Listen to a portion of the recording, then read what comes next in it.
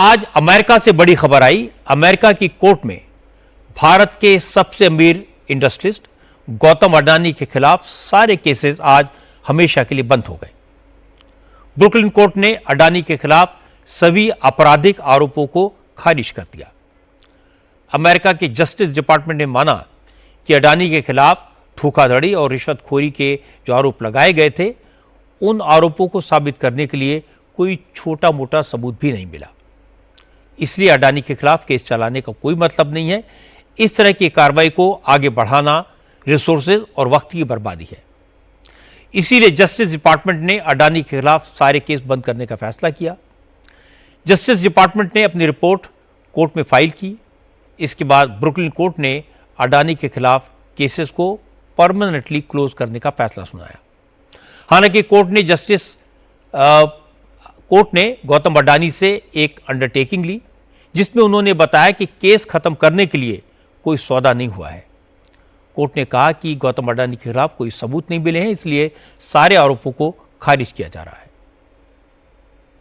ये तो बहुत सिग्निफिकेंट है, क्योंकि यूनाइटेड स्टेट्स में इंडाइटमेंट हुआ था और लास्ट ईयर हुआ था। इसकी काफ़ी नेगेटिव पब्लिसिटी हुई, जबकि डिपार्टमेंट ऑफ जस्टिस ये कहता है कि जो ट्रांजैक्शन है, जो एलिज ट्रांजैक्शन है ब्राइबरी का, वो यूएस में कभी हुआ ही नहीं, वो इंडिया में हुआ है। उसका जुरिडिक्शन कभी यूनाइटेड स्टेट्स के पास था ही नहीं। और जो डिपार्टमेंट ऑफ जस्टिस ने अब बाद में एप्लीकेशन लगाई है 2026 में, उससे ही काफ़ी रिलीफ अडानी ग्रुप को मिल गया था, क्योंकि डिपार्टमेंट ऑफ जस्टिस के 4-5 बड़े इंपॉर्टेंट ग्राउंड्स थे। पहला ग्राउंड तो ये था कि ये चार्जेस कभी फाइल ही नहीं होने चाहिए थे। फिर उसकी टाइमिंग को भी डिपार्टमेंट ऑफ जस्टिस ने बोला था कि टाइमिंग ठीक नहीं है। जब वो सरकार शायद चेंज हो रही थी तो उस टाइम ये चार्जेस लगाए गए थे, इंडाइटमेंट हुआ था। और कई सारे ऐसे पॉइंट हैं। मैं समझता हूँ ये बहुत ही महत्वपूर्ण है, बहुत सिग्निफिकेंट जजमेंट है अडानी ग्रुप के लिए। कुछ उनकी क्वेरीज थी, क्वेरीज का भी रिस्पॉन्स मंगाया, रिप्लाई फाइल कराया, दोबारा से ग्राउंड को और इलेबोरेट कराया कोर्ट ने। और उसके बाद कोर्ट ने ये समझा कि ये विड्रॉल जस्टिफाइबल है। हाँ, मेरे ख्याल में बिल्कुल कंप्लीटली क्लोज हो गया है। एक बार जब विड्रॉल होता है या डिसमिसल होता है इंडाइटमेंट का, और उस पर कोर्ट का एक स्टैंप लग जाता है, यानी कि जुडिशियल स्क्रूटनी उसमें हो जाती है, उसके बाद ये दोबारा रिवाइव नहीं किया जा सकता। ये उनके रूल्स में भी लिखा है और उनके लॉ में भी लिखा हुआ है। असल में अमेरिकी जस्टिस डिपार्टमेंट ने 18 मई को ही मान लिया था कि गौतम अडानी और उनकी कंपनियों के खिलाफ कोई केस नहीं बनता। गौतम अडानी के खिलाफ अमेरिकी जांच एजेंसीज को कोई ऐसा सबूत नहीं मिला जिसके आधार पर उनके खिलाफ केस चलाया जा सके। अमेरिका के जस्टिस डिपार्टमेंट ने कोर्ट से कहा कि गौतम अडानी के खिलाफ केस चलाना टाइम और रिसोर्सेज की बर्बादी है, इसलिए सारे केस वापस लिए जाएं, बंद किए जाएं। अमेरिका के ट्रेजरी डिपार्टमेंट से जुड़े सिक्योरिटीज एंड एक्सचेंज कमीशन ने अडानी के खिलाफ चल रहे सिविल सूट को भी वापस लेने का फैसला पहले ही ले लिया था।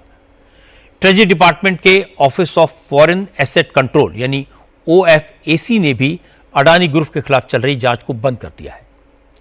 अडानी के खिलाफ पहला केस था अमेरिका के इन्वेस्टर्स को गुमराह करने का। आरोप यह था कि अडानी ग्रुप ने भारत में सोलर एनर्जी प्रोजेक्ट्स के लिए अमेरिकी इन्वेस्टर्स से 17.5 करोड़ डॉलर की रकम जुटाई। इन्वेस्टर्स को इन प्रोजेक्ट्स की पूरी जानकारी नहीं दी। SEC ने इस मामले में अडानी के खिलाफ सिविल केस फाइल किया। इसके बाद इसी केस के आधार पर अमेरिका के डिपार्टमेंट ऑफ जस्टिस ने अडानी के खिलाफ क्रिमिनल केस फाइल कर दिया। SEC ने यह केस खत्म कर दिया, क्योंकि इस केस के आधार पर डिपार्टमेंट ऑफ जस्टिस ने क्रिमिनल प्रोसीडिंग शुरू की थी।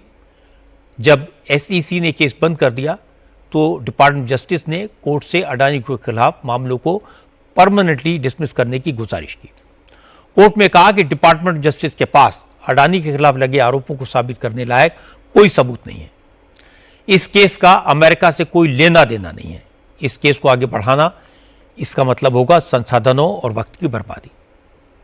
इसलिए इस केस को हमेशा के लिए बंद किया जाए। इसके बाद न्यूयॉर्क के कोर्ट ने गौतम अडानी और अन्य लोगों के खिलाफ चार्जशीट को विद प्रेजुडिस खारिज करने का आदेश दे दिया। इसका मतलब यह है कि यह मामला अब दोबारा खोला नहीं जा सकता। अडानी ग्रुप के खिलाफ अमेरिका में यह तीसरा केस था। अमेरिकी पाबंदियों के बावजूद ईरान से LPG खरीदने का, अमेरिका के ट्रेजरी डिपार्टमेंट की एजेंसी OFAC यानी office of foreign assets control ने यह केस फाइल किया था।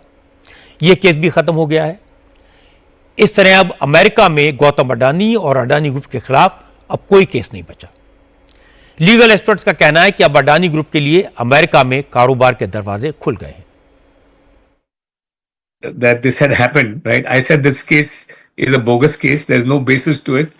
And exactly what happened first, the DOJ who brought this case itself said that we want to withdraw the case, and they invited the judge to dismiss the case because according to them, there was no violation at all on the part of the Adani group. The judge took his time because he wanted to be sure, as he's entitled to and should do, to make sure that everything was bona fide in this matter. The case was so misconceived that it almost looked like a witch hunt against the Adanis, that nothing can happen ever again on this issue in America against the Adanis. Mahesh Jethmalani बता रहे हैं कि उन्होंने पहले ही बता दिया था कि गौतम अडानी के खिलाफ सारे आरोप झूठे हैं। ये सब उन्हें फंसाने की कोशिश थी। जस्टिस डिपार्टमेंट को भी समझ आ गया था इस केस में दम नहीं है, गौतम अडानी के खिलाफ कोई सबूत नहीं है। महेश जेठमलानी ने कंफर्म किया कि अडानी के खिलाफ सारे केस परमानेंटली बंद हो चुके हैं। अब फ्यूचर में ये केस नहीं खुल सकेंगे। अमेरिकी कोर्ट के फैसले का गौतम अडानी ने स्वागत किया। उन्होंने सोशल मीडिया पर लिखा, इस मुश्किल दौर में भी उन्हें पूरा यकीन था कि सच की जीत होगी। कानून के प्रति उनका भरोसा था और आज ईमानदारी की जीत हुई। कोर्ट का फैसला आने के बाद गौतम अडानी ने उन लोगों को थैंक यू कहा जो मुश्किल समय में उनके साथ खड़े रहे, जिन्होंने अडानी ग्रुप पर यकीन रखा। अडानी ने लिखा कि वो बिजनेसमैन हैं, लेकिन वैल्यूज के साथ कभी समझौता नहीं करते, नियम कानून का पालन करते हैं, शॉर्टकट में यकीन नहीं रखते और वो इन सिद्धांतों का हमेशा पालन करते रहेंगे। अब ये बड़ी बात नहीं है कि अमेरिका की कोर्ट ने अडानी को क्लीन चिट दे दी।